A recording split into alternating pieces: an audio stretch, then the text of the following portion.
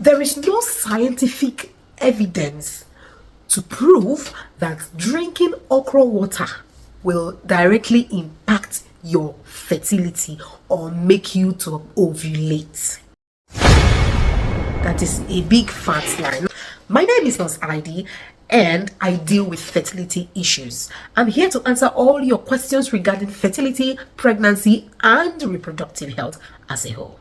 Now, a lot of people over the time have actually formed the habit of drinking okra water on a daily basis because they believe that this water will directly impact their fertility and make them to begin to ovulate. And exactly how stretchy the water is, that's exactly how their ovulation will be stretchy. But I'm here to tell you that it is not so.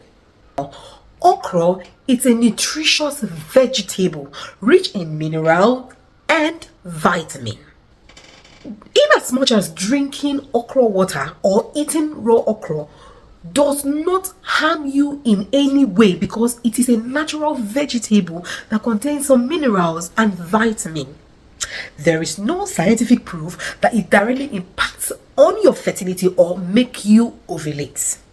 That is where a lot of people are getting it wrong. Now, Uncle Luchi, come closer. Sister Ikwo, tie your hair tie and come close. Let me tell you, so that when next you're drinking okra water or you're chewing raw okra, you know that you're eating it for your own health benefit and not because it's going to make you ovulate.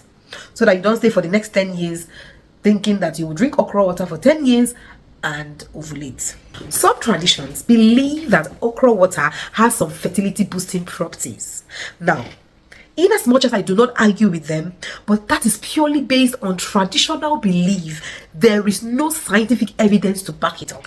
Now, let's talk about the things that actually, affect ovulation, the things that actually make ovulation possible. Number one, diet and nutrition. Number two, healthy lifestyle. Number three, medical intervention. Number four, hormone balance. Now, talking about diet and nutrition, eating balanced diet rich in all the essential nutrients, especially omega-3 fatty acid, folate, fruits, vegetables, vitamins, antioxidants, generally will impact on your health as a whole and your reproductive health. So do not select okra alone to drink thinking that alone will directly impact on your fertility. It's a no-no. So learn or form the habit of eating balanced diet. Form the habit of consuming food rich in essential nutrients that your body needs. Stay hydrated. Drink enough water. Avoid caffeinated drinks and fizzy drinks. Number two, hormone balance. Now, your ability to ovulate is solely dependent on your endocrine system. That is how balanced your hormones are in your system, and this is beyond your control. Now, take for example somebody who has polycystic ovarian syndrome. It means that there's a hormone that is called androgen that is in excess in this lady's blood stream or in this lady's system. That androgen is a male hormone. Now, it begins to make the woman or make the system of the lady feel like a man's system. So there will be no ovulation. It's going to make the menstrual cycle inconsistent, irregular. It means that a woman is producing excess of androgen, and until certain medications are taken to reduce the level of that hormone to normal, it might be difficult for such a woman to get pregnant. So drinking okra water alone is not going to bring down the level of androgen hormone. It's not going to take care of the PCOS that is making you not to ovulate. So when we talk about ovulation and the ability of a woman to ovulate, it is purely hormonal. So hormone balance is very, very key, is very, very essential with regards to ovulation. I have mentioned your diet and nutrition. Now I have mentioned hormone balance. Number three, your lifestyle, your habits. Regular exercise is very good. I don't mean doing vigorous exercises, little exercises as a woman, learning how to manage stress, because stress, whether you like it or not, has a great impact on your fertility. Have you ever noticed that it comes to a period that maybe you were so involved in preparation for an exam and you were so stressed, or you're in a job where the stress that period was so much, your menses might not come in time, or it might trigger you to come early, but it will be scanty. You might just bleed for only 2 days and that's the end, and you begin to wonder what is actually going on. Or it might delay the menses from even coming that month.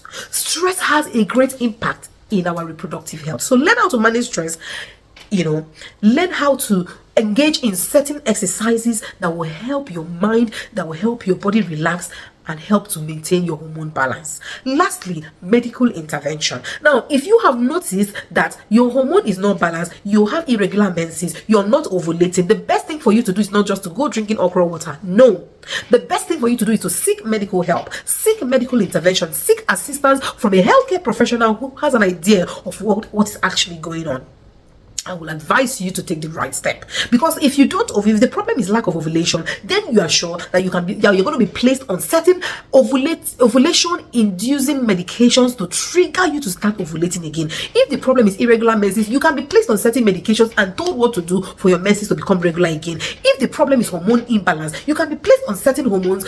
You can be placed on certain medications to regulate the hormone balance. If the problem is milk coming out of your breast that may not allow you to ovulate, you can be placed on some medications to reduce the level of prolactin and dry up that milk production so that you can be fertile, so that you can start ovulating. If the problem is fibroid, you can now be advised on what to do depending on the size of the fibroid and the location of the fibroid. If it is anything that has to do with any problem, you can now know what to do. You can be advised rather than just drink okra water for 1 month, 2 months, 3 months, and you think that alone. In as much as okra is very nutritious, I am saying it is not just that alone that your ovulation depends on.